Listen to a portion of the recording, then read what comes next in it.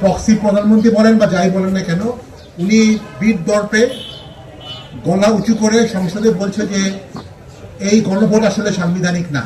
এই গণভোটের মাধ্যমে যে জুলাই সনদ সংস্কার আদেশ, সেটা কোনোভাবেই এই সংসদ পাশ করতে পারে না।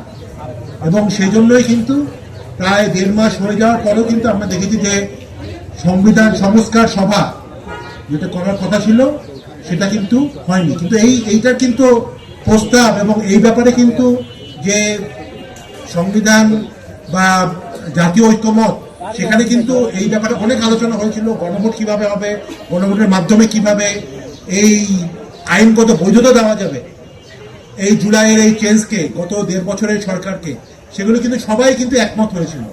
এখন বলা হচ্ছে যে এই জিনিসগুলো সংবিধান সম্মত না। সংবিধান আসলে কার জন্য? সংবিধান তো মানুষের জন্য।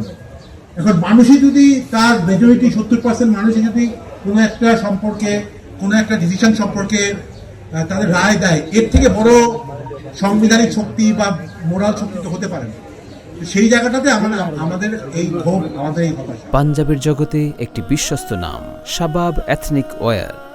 গতকাল আমি দেখলাম, গত পরশুদিন বোধহয় মাননীয় প্রধানমন্ত্রী বলল যে জুলাই সনদ অক্ষরে অক্ষরে মানা হবে।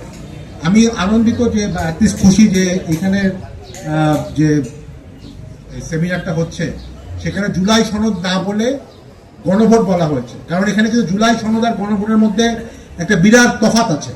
আমরা অনেকেই হয়তো ব্যাপারটা খেয়াল করি না। আপনি দেখবেন সরকারি দলের সবাই এখন বলবে যে না, আমরা তো জুলাই সনদ বাস্তবায়ন করব।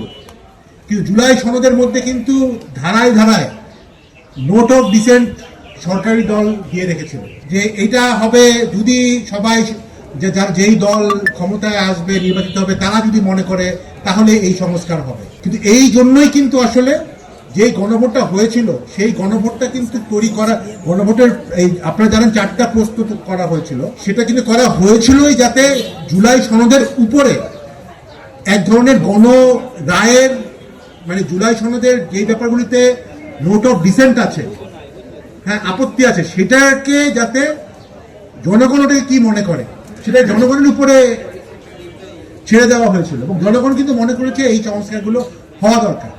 লিগালি, মোরালি এবং ফিলোসফিক্যালি গণভোটের অবস্থান কিন্তু জুলাই সনদের উপরে, অনেক উপরে।